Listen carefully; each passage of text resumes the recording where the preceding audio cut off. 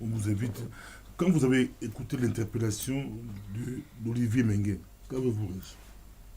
Bon, j'ai surtout retenu le fait qu'il a bien dit clairement que la politique de la Belgique vis-à-vis du Congo n'était pas claire. Cela veut dire quoi? Cela veut dire tout simplement que, comme parti d'opposition, il commence à se rendre compte qu'il y a quelque chose qui ne va pas.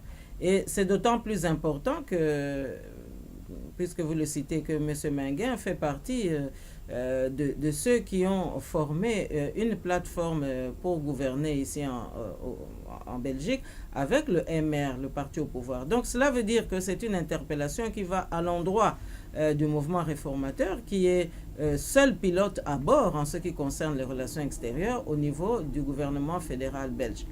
Alors ça nous amène à des considérations, hein, parce que soulever une telle question, dire que la politique belge n'est pas très claire, cela veut dire que c'est une politique confuse.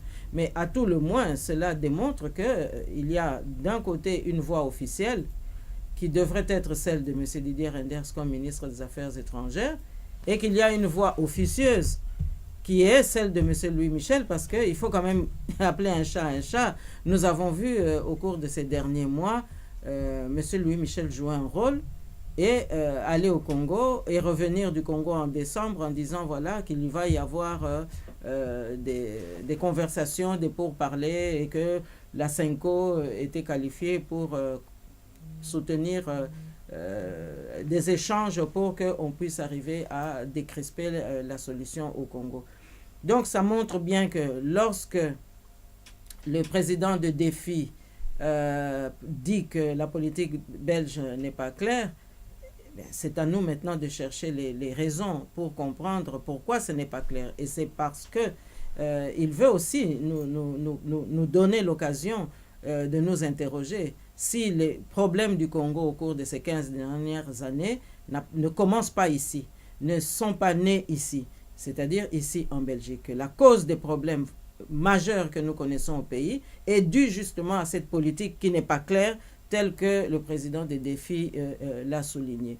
Alors moi, ça me rappelle simplement certaines réalités, parce que on peut se demander, lorsque les libéraux sont arrivés au pouvoir, hein, et que M. Guy Verhofstadt était Premier ministre, eh bien, ils sont allés demander pardon au Rwanda. Or, le Rwanda, c'est justement notre agresseur en chef, hein, contre le peuple congolais. Alors, on ne peut pas aller demander pardon à un pays sans qu'il y ait des contreparties. Alors, quelles sont ces contreparties?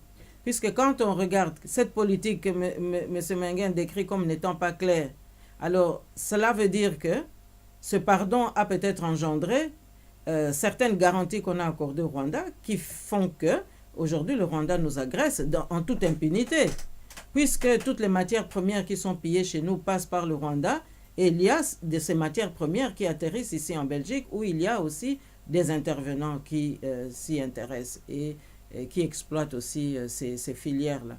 Donc, ce n'était pas clair, hein? Mais j'imagine que cette politique-là, quand on regarde maintenant les 15 dernières années qui viennent de passer, est-ce que cette politique-là, ou ce pardon, n'a pas engendré justement un retour en arrière pour nous, le peuple congolais, dans la mesure où on peut s'interroger, est-ce que le Congo ne rentrait pas de nouveau dans un cycle vers un sous-développement, vers la négation des processus démocratiques, parce qu'il fallait satisfaire justement le trafic des matières premières dont le Rwanda profite, parce que, évidemment, dans cet aspect-là et dans ce cheminement-là, ça voudrait dire que le Congo redevenait, aux yeux de certains, une colonie d'exploitation.